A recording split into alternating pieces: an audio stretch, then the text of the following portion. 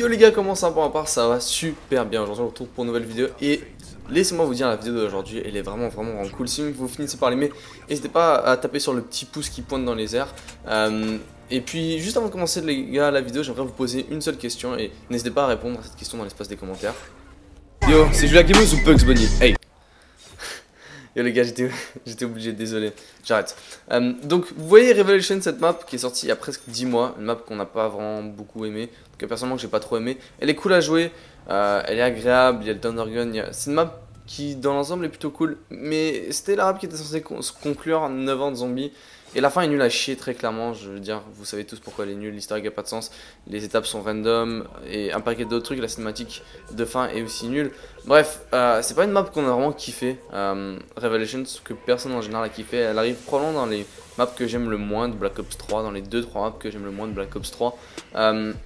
Mais pourtant il y a un gros potentiel derrière Revelations parce que pour ceux qui étaient là il y a 6-7 mois sur ma chaîne, j'avais fait une vidéo parce que j'étais allé dans les codes, enfin j'avais montré les codes de Revelations et qu'est-ce qui était censé arriver dans Revelations. Donc il y avait un historique poulet, il y avait 2-3 petits trucs, mais la vidéo n'a pas duré longtemps parce qu'il n'y avait pas beaucoup de trucs qui ont été trouvés. Cette vidéo avait vraiment plu et tout, on m'a dit yo Revelations aurait pu être une putain de map, ça aurait été une map de fou, finalement ça aurait été 2, 3, 4 fois plus cool que la map qu'on a actuellement. Bah devinez quoi, il y a encore plus de trucs et aujourd'hui je voulais faire comme une suite à la dernière vidéo, donc je suis sûr de toute manière que la plupart d'entre vous s'en rappellent pas, donc je me suis dit vous savez quoi, on va juste faire la vidéo, ok.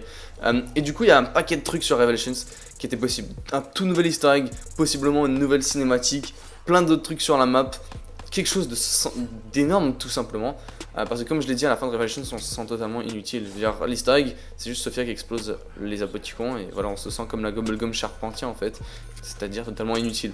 Donc dans Revelations on était censé avoir une portion d'ascension, donc ça je l'avais déjà dit et vous êtes tous au courant, on était censé avoir ascension dans Revelations. Maintenant j'ai un petit peu de la difficulté à voir comment ils allaient mettre ascension dans Revelations pour vous dire la vérité. Je pense qu'ils ont mis la partie avec PhD ou Widow's Wine dans Chronicles, mais définitivement ça aurait été cool de voir Ascension, c'est une de mes maps préférées, mais je voyais pas trop comment Ascension aurait réellement rentré dans Revelations. Toutes les maps en temps général rentrent bien dedans, mais Ascension j'ai pas l'impression qu'elle a sa place.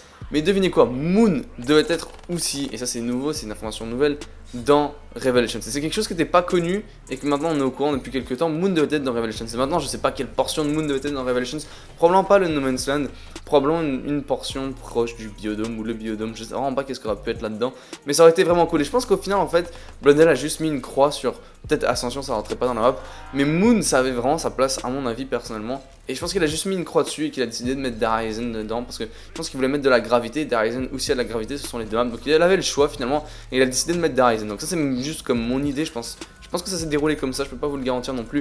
Mais je veux dire, ça aurait été tellement cool de voir Moon honnêtement dans Revelation. Si vous dites ça, Moon et Ascension, ça aurait donné, il y aurait eu vraiment de la gueule sur Revelations. Mais maintenant on va passer à l'easter egg. 4 étapes différentes étaient censées être prévues. Donc déjà, il était censé avoir une fusée pour l'easter egg qui était censé être un petit peu le point central de cet easter egg. Donc Moon et Ascension ont chacun une fusée. Donc je pense que initialement en fait, la fusée devait être sur soit Moon, soit Ascension, et c'était vraiment la clé de l'easter egg. Et quand Blundell a décidé, ou l'équipe de zombies a décidé de mettre une croix sur Moon ou sur Ascension, ils ont dû mettre une croix en fait sur une grosse partie de l'easter egg vu qu'il y avait une fusée. Et d'ailleurs pour cette fusée en fait, il fallait la réparer à un certain moment, donc chercher des pièces et réparer cette fusée qui était initialement brisée, je suppose. Et ensuite mettre dedans 2 éléments, donc la clé d'invocation. Et cette même clé d'invocation, il fallait l'améliorer. Aucune idée comment on pouvait l'améliorer. Probablement qu'il y avait tout un processus où on pouvait peut-être juste la mettre dans le pack punch, j'en ai aucune idée.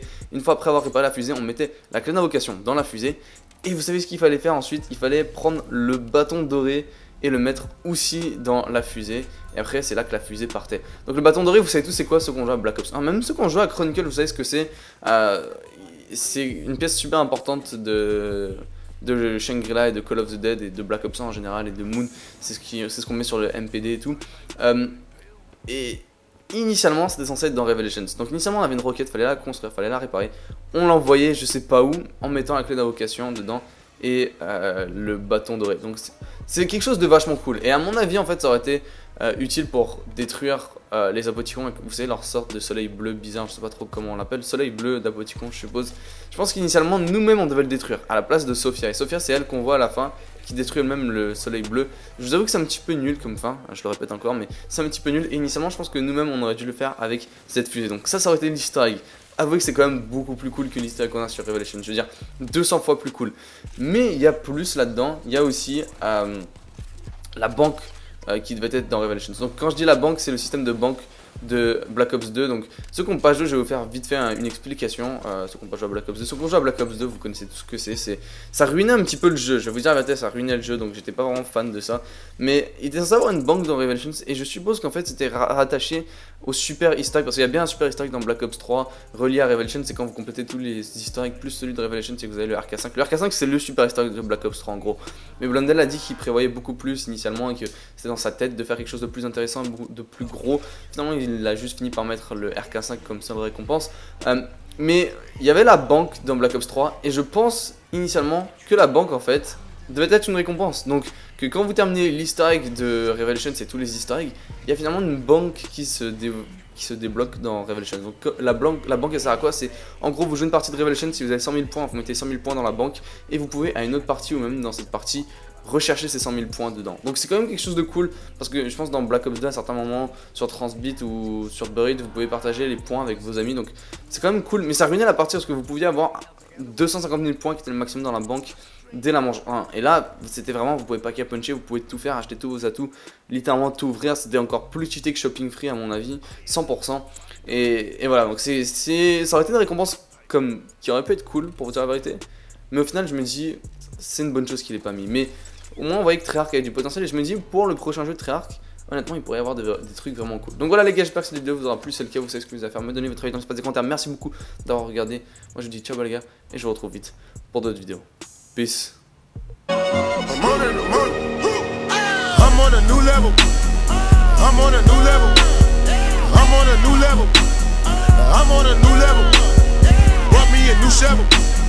Put these niggas in the dirt. Shame with the new bezel. All my niggas put it